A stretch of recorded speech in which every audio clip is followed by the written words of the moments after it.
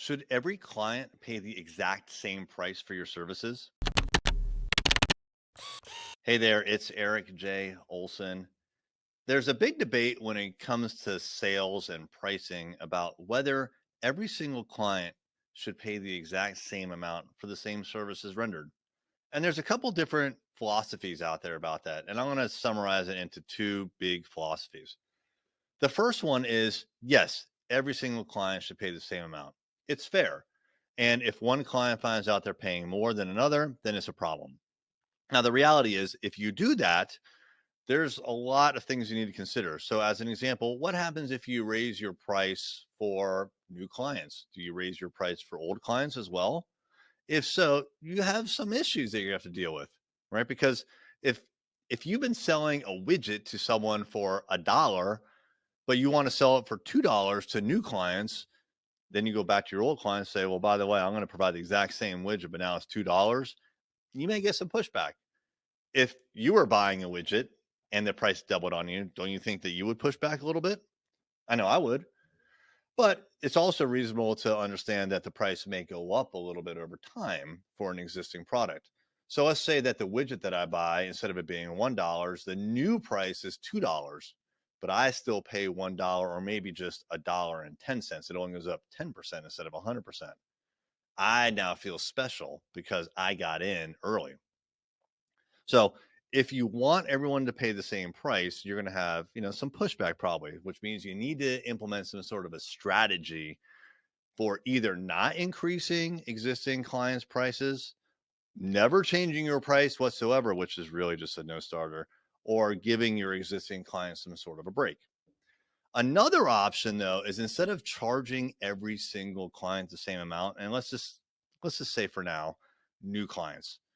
Instead of charging every new client $2 for a widget, what if you change the price for that client based on some factor that you can either objectively or um, explicitly, I guess this would be subjectively or objectively defined? What if you knew that a small client would be willing to pay $2 for your widget, but a large client would be willing to pay $10 for your widget, the exact same widget? Would you charge $10 to the big client? Is that ethical? Does that make sense? Now, the people who believe in this pricing philosophy say absolutely, you should charge based on the value that you deliver to every single client. And the value that you deliver to every client is going to vary based on the client's situation or how they perceive the value that you give them. Even if you give them the exact same thing, they may perceive it differently. And by the way, this is where something like niching really comes into play.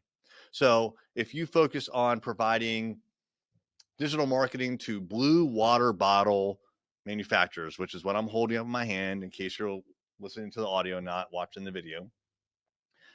You can provide marketing to this blue water bottle manufacturing company. It's the exact same marketing that you provide to some other client that is not a blue water bottle manufacturer. But you can charge more to them because they know you specialize, you niche in blue water bottles. Kind of a stupid example, right? But the point is, they value you more because they think that you specialize in that. Whereas the people who are not in the blue water bottle industry, they don't really value you quite as much because you're just a generalist. So different prospects will have different perceptions of the value that you bring, and you can charge differently based on that perception and the value that you bring. What do we do? Frankly, it's a combination of both. So most of the time, we charge most new prospects the exact same amount of money. But when there's an opportunity, especially if we know that it's going to require more work for whatever reason, like let's say we're selling a website and that we know that the website has 500 pages. Yeah, guess what? We're going to charge more for that than if they only have 5 pages, right? So we can charge more based on the situation, and we do. Sometimes we bake that into our actual pricing calculations. We have a pricing sheet. Other times it's just kind of like a gut call by the salesperson. So generally, they charge the appropriate amount for the situation. So we're not at either one of the extremes. We're somewhere right in the middle. But it's an interesting concept. How do you price? Do you do it equally for everybody, or do you do it based on the value that you deliver? And that's a decision for you to make. Each one works very well. Pros and cons to each. I like something right in the middle. How much more successful would you be if you could harness the experience of a group of successful business owners? If you could learn from their successes and avoid mistakes they've made in the past?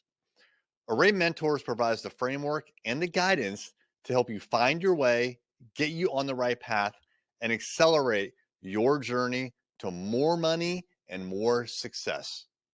Check out the details at arraymentors.com.